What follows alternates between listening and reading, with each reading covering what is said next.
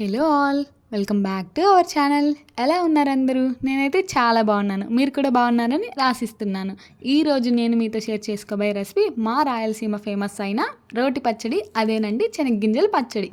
Process చూసేద్దాం పదండి. ముందుగా ఒక ప్యాన్ పెట్టేసుకొని ఒక కప్పు పల్లీల్ని లో టు మీడియం ఫ్లేమ్ మధ్యలోనే పెట్టుకుంటూ ఎక్కువ మాడకుండా దోరగా వేయించుకోవాలి.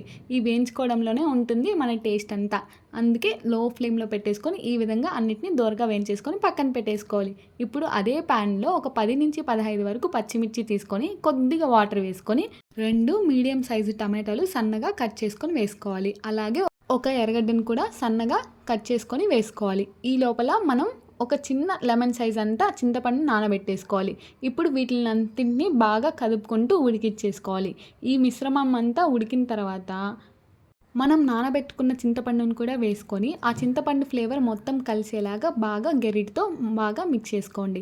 ఇవన్నీ మిక్స్ చేసుకోవాలి అంటే అన్నీ ఉడికిపోవాలి, దాంట్లో ఉండే వాటర్ అంతా కూడా ఇంకిపోవాలి. ఇప్పుడు ముందుగా రోట్లో మనం దోరగా వేయించుకున్న పల్లీల్ని వేసేసుకొని తర్వాత తగినంత ఉప్పు వేసేసుకొని ముందు వీటిని మెత్తగా పౌడర్ లాగా చేసుకోవాలన్నమాట.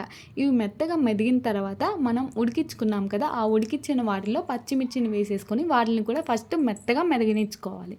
పచ్చిమిర్చి అవన్నీ నీట్గా మెదిగిన తర్వాత మనం ఉడకబెట్టుకున్న టమాటాలని కూడా వేసేసుకొని మళ్ళీ ఒకసారి అంతా బాగా కలిసేలాగా నీట్గా దంచుకోవాలన్నమాట. ఇవన్నీ దంచుకున్న తర్వాత కొద్దిగా పేస్ట్లా అయిన తర్వాత లాస్ట్లో ఎర్రగడ్డలు వేసేసుకొని నీట్గా అంతా మిక్స్ చేసుకోవాలి. అన్నీ బాగా మెదిగిన తర్వాత తోడేసుకోవడమే. అంతేనండి, చాలా సింపుల్గా టేస్టీగా ఉంటుంది ఈ పల్లీ చట్నీ అనేది. దీన్ని పులగమన్నంలోకి, రాగి సంగట్లోకి, అన్నంలోకి లేదా ఈవెన్ టిఫిన్స్లోకైనా చాలా బాగుంటుంది. తప్పకుండా ట్రై చేయండి. చాలా స్పైసీగా కూడా ఉంటుంది.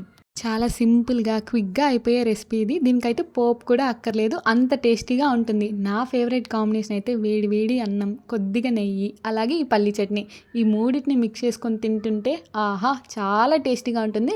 తప్పకుండా మీరందరూ ట్రై చేసి నాకు ఎలా వచ్చిందో కమెంట్ చేసేయండి. అలాగే మన ఛానల్లోని వీడియోస్ మీకు నచ్చినట్లయితే తప్పకుండా సబ్స్క్రైబ్ చేయండి. ఇన్స్టాలోని వాళ్ళైతే ఫాలో కొట్టండి.